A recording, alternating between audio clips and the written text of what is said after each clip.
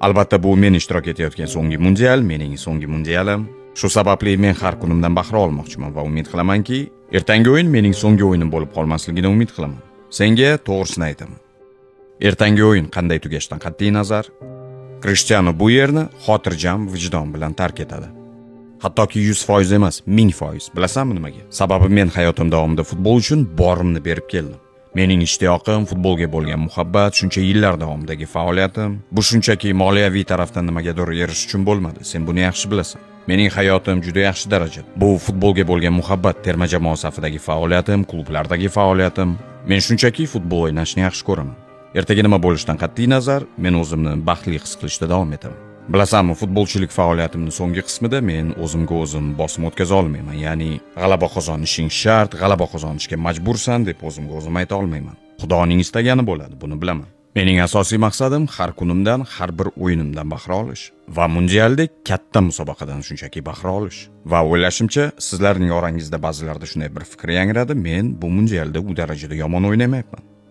3 ta gol kiritishga muvaffaq bo'ldim. Mendan ko'proq gol kiritgan futbolchilar esa ular shunchaki ajoyib. Lekin menimcha men ham yomon o'ynamayapman. Bu mening fikrim.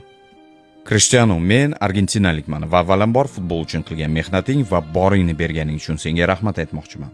Biz futboldagi va tarixdagi eng zo'r to'qnashuv, sen va Messi o'rtasidagi to'qnashuvdan bahra oldik. Ertangi o'yin sen uchun juda ham muhim ekanligini bilamiz. Sababi sen uzoq yo'lni bosib o'tding, futbol uchun ko'p narsalarni berding. Bu o'yin oldidan muxlislarga qanday mesaj yo'llagan bo'larding? Sababi ularga sening so'nggi mundialingda nimalarni o'ylayotganing qiziq. So'nggi mundial. Savol uchun rahmat. Bu juda ham qiziq savol. Menga yoqdi. Bilasizmi, xotiramizda eng qadrli bo'lib qoladigan xotiralar bu insonlar. Seni yaxshi ko'radigan, hurmat qiladigan insonlar.